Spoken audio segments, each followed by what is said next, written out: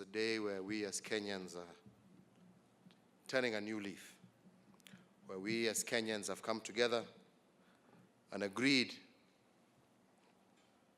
that on issues that face us as a nation, critical issues that threaten us as a nation, be it terrorism, be it the issue of corruption, that we will come together and fight the battle together. Indeed, as has been said, this is not a battle that can be won by any singular individual, any singular sector, but it must be multifaceted in how we approach it. And I think today marks that new beginning. I want to begin by, first of all, thanking the private sector who have worked in conjunction with ourselves to come up with the various recommendations that they have made, which will be made public to you, and to give them my assurance that my government will implement those recommendations to the very last letter. That we shall do. Let me also thank the various arms of government that have also come together to deal with some of the inadequacies in our system that help or that prevent us from dealing with this particular threat. I am very happy as to what has happened in the course of the last couple of weeks, where we have seen greater cooperation, greater collaboration between the various agencies. And indeed, it is my hope that as a result of that greater collaboration, we should be able to see very clear results coming out and cases being successfully prosecuted, and those who have committed crimes be held to account in accordance with our desire as a people and as a nation. So for that I am grateful, and I want to continue to encourage all of us, arms of government, government departments and agencies, to continue to focus towards that particular end. I think we have also made it clear that the private sector must play their role as well. For every taker, there is a giver. And as we heard last week, 70% of corruption in our country is basically in the procurement department. And the procurement department involves none other, because government does not do business with itself, it does business with the private sector. So there too, we must agree that we need to work together. We have agreed that religious leaders must also come on board in this particular battle. They must come on board in terms of encouraging correct values and virtues amongst our citizens. They must come forward also in battling with issues of corruption within the religious sector as well, because none of us can claim to be clean in this battle. We have also agreed that the media has a role. The media has a role in joining us and in highlighting areas of corruption, but they must also be accountable and give us evidence, or give the relevant agencies the evidence required to prosecute a case, because you cannot claim corruption unless you have evidence, and you cannot prosecute corruption unless that evidence is produced to the relevant authorities, who then can conclude investigations, create and have a prosecutable case, which is then handed over to the purveyors of justice to make their ruling and decision and ultimately punish the offender. So everybody, every single one of us has a role if we are to succeed. We have agreed that every company from henceforth seeking to work with government, both at the national and county level, will have to sign an approved business code of ethics domiciled in the Public Procurement Oversight Agency. And as of today, I have directed my Cabinet Secretary to the National Treasury to give this code effect through regulations under the Public Procurement and Disposal Act. We have agreed also that any business that fails to comply with the code will be disqualified from doing business with government for a period of not less than 5 years, and that information will be made public. And for clarity, we have said that this disqualification will not only apply to the business entity, but also to the directors of those companies.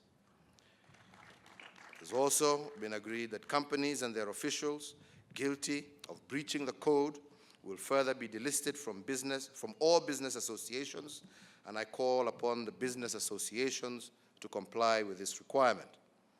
And in this regard, the government will not engage in business with companies with blacklisted members. The government also, we have stated that accounting officers and AIE holders and supply chain officers will be held personally liable for doing any government business with blacklisted companies. We have also agreed that the private sector is spearheading a national values campaign under the Mkenya Daima banner, which is focused on national values and encouraging every person to not only embrace their rights, but to pay a greater mind to their responsibilities. The campaign will also target corruption as being shameful and dishonorable, as is those who practice it. I assure the private sector today of my support and that of my government in this endeavor. I am personally also determined to bring back the spirit of selfless service, and senior officers must exhibit the highest standards of ethical behavior and lead by example as is required of them under Chapter 6 of our Constitution. And as of today, I direct the Inspector General to enforce this requirement without fear or favor. Kenyans know that the delay in providing services creates an environment where bribery thrives. Therefore, introducing penalties in performance contracts and tying each department and agency to timelines given in service charters. In addition, service delivery institutions will identify services which can be offered faster at an additional cost. And to this end, I am directing the Head of Public Service to enforce this. Also, with a view to ensure that values are being taught at every level of our education system, I've also directed that the Ministry of Education, Science and Technology, as well as all related bodies, expedite the work of mainstreaming ethics and integrity awareness in the public and private education curriculum, with a clear target of it being applicable and examinable in the next academic year. We will also take this opportunity to urge the religious leaders in our country to declare corruption a sin against God and humanity. For government, we are also introducing compulsory and continuous ethics and integrity training across all levels of public service, and I will insist on holding the most senior officials to a very high standard of conduct.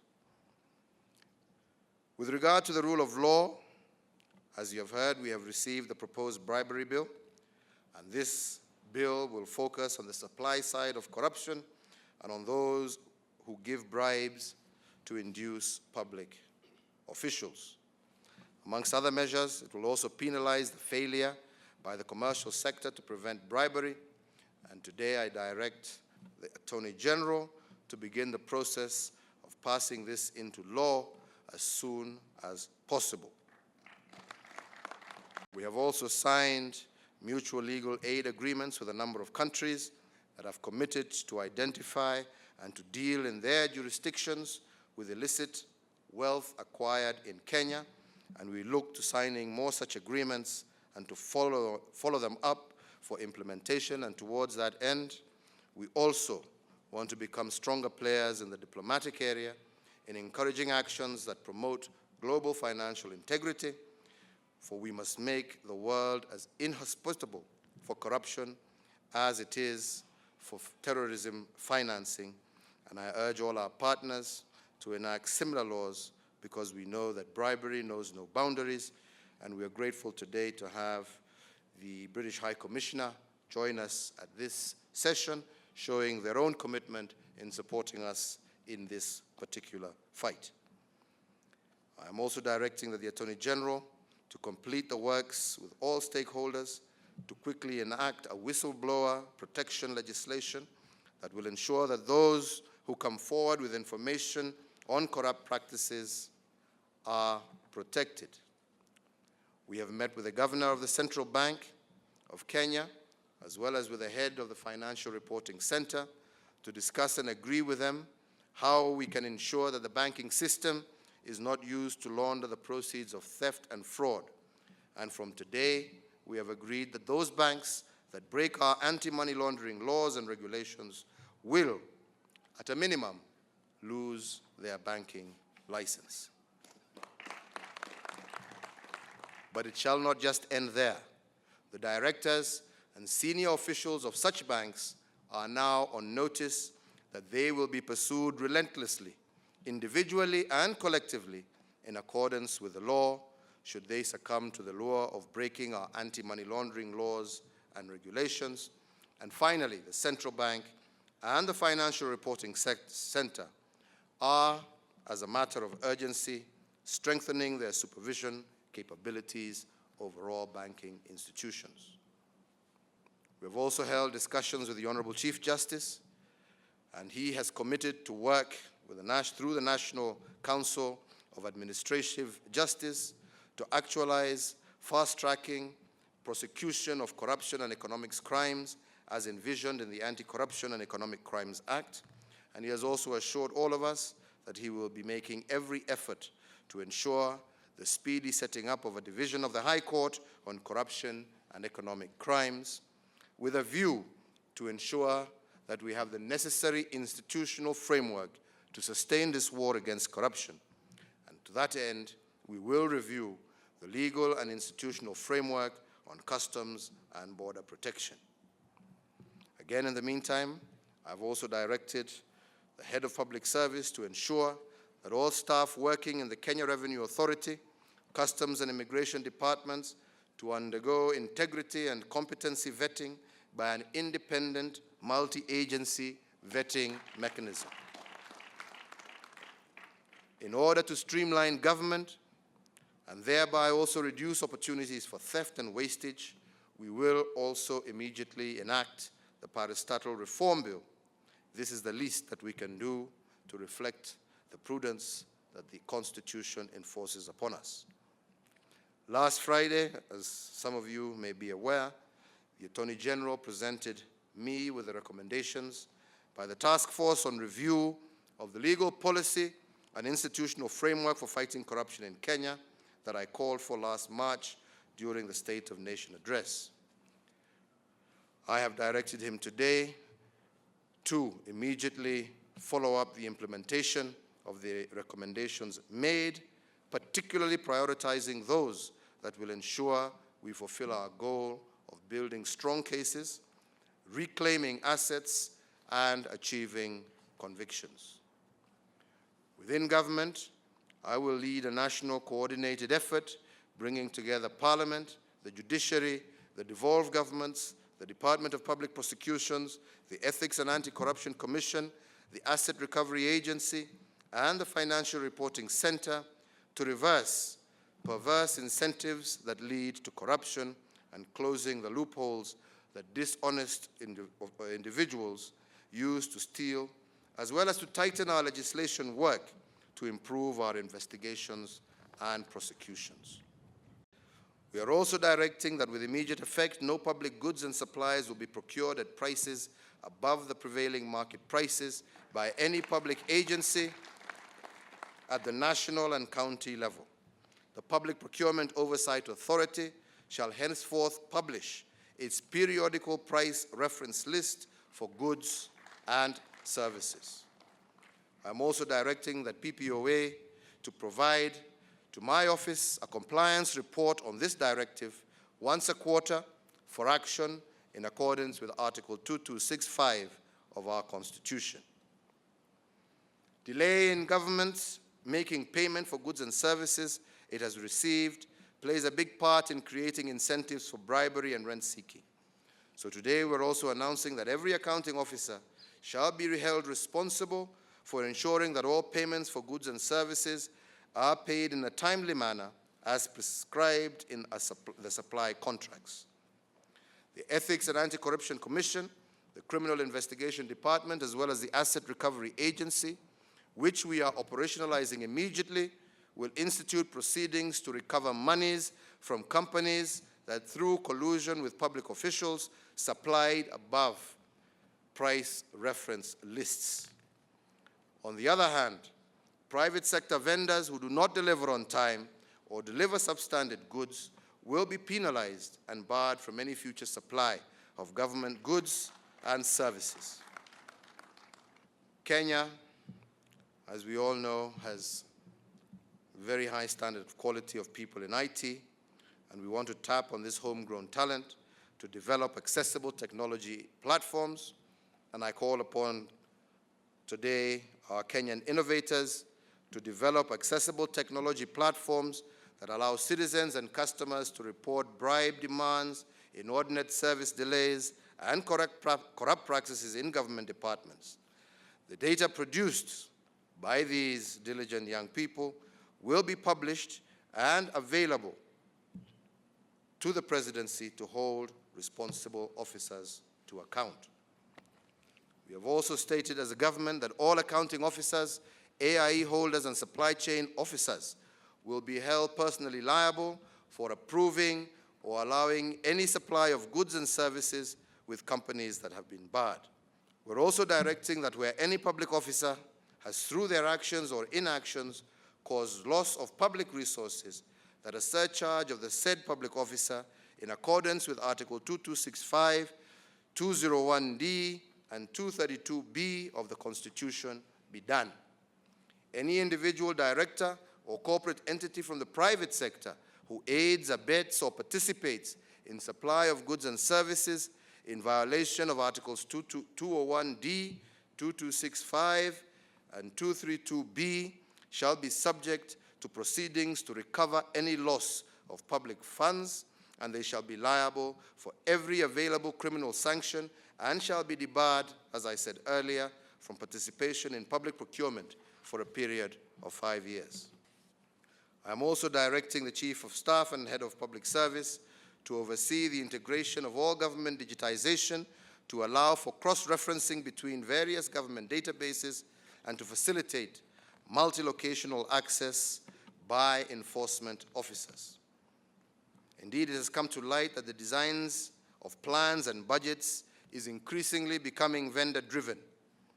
I believe that now the time has come for us to separate the planners and budgeters from the implementers and spenders.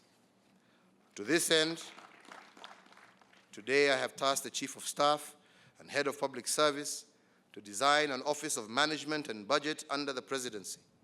The Presidency will produce a President's budget working with the Parliamentary Budget Office, and this will ensure that we drive priorities, oversight, and reduce influence peddling in budgeting while ministries and departments concentrate on implementation and service delivery. I am of the mind, fellow Kenyans, that we in government should take better care of your money before we ask you for your taxes, and we are therefore going to insist that we have no increase in the overall government tax in the next financial year. I direct every state agency seeking to increase its tax must demonstrate to my office the need for the change and the commensurate benefits, for example, NHIF and their new rates. In the past, my government has issued some of the policy statements that I have announced. I must state that we have not been satisfied with a lot of the implementation, partly in regard to poor coordination and red tape involved in implementing a new constitutional dispensation.